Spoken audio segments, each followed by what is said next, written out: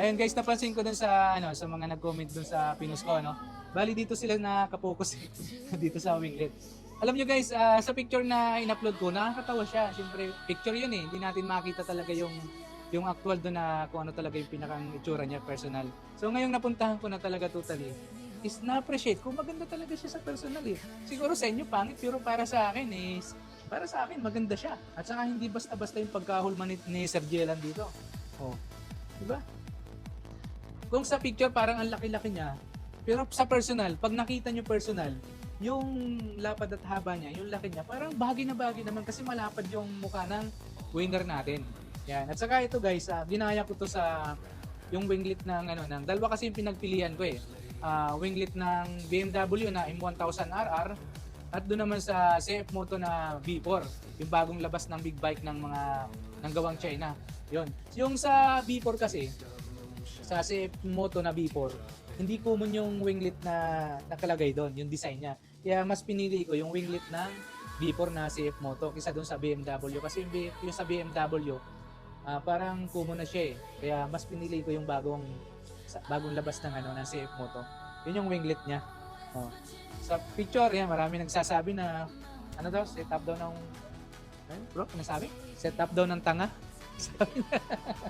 Okay lang kung para sa'yo, set up ng parang tanga, para sa akin, maganda siya. O, bahala ka. Kung may pang setup ka, mag-setup ka na lang din. Basta ako, gusto ko to, maganda siya eh. Bumagay kasi doon sa mukha niya. Malapad kasi yung mukha ng winner natin. Kaya nung nakabit na siya, sa personal talagang ang ganda niya eh. Diba? Sa picture, hindi ko masyadong ma-appreciate, pero kaya nga hindi ako makatulog guys dahil marami para nagtawa dun sa post ko, no?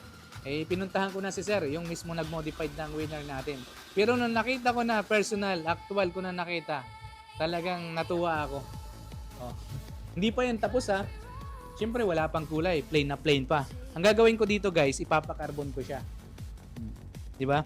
So, ang gagawin ko muna, pakukulayan ko muna ng same color nitong ating body ng ating Winner X.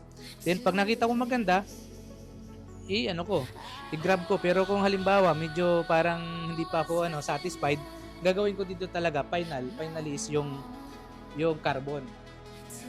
Papakarbon ko siya. So, yun, at least, nakita ko na siya actual. Kala ko, sabi ko, baka nga pangit Pero nakita ko, kasi kung nakita ko actual na pangit, ipapabago ko kay Sir. Kaya lang, para sa akin, perfect na siya eh. Kaya yan na talaga. Hindi ko na babaguhin yan. Bahala kayo kung pangit sa inyo. Basta sa akin, maganda. Yan si Sir nga pala. Si Sir yung nagmo-modified ng ating mga motor. Simula pa lang na nagkaroon ako ng sniper, winner, yan, pati nga yung CH2 ko yata siya, madala ko sa'yo, no? Yan, pinamodified ko kay Sir. Siya talaga yung pinaka mahusay gumawa pagdating sa mga motor guys. Sa modification. Sa mga gusto magpagawa, PM nyo lang ako, ituturo ko yung address niya. Pati yung bangko natin syempre, sinama na rin natin sa pagpapamodified. Kumbaga, yan, ito yung design niya, din wala pa siyang foam. Sir, lalagyan pa to, ano? Lalagyan pa, kaya yun. Hindi pa siya talaga, sabihin natin sa madaling salita is hindi pa siya totally fit.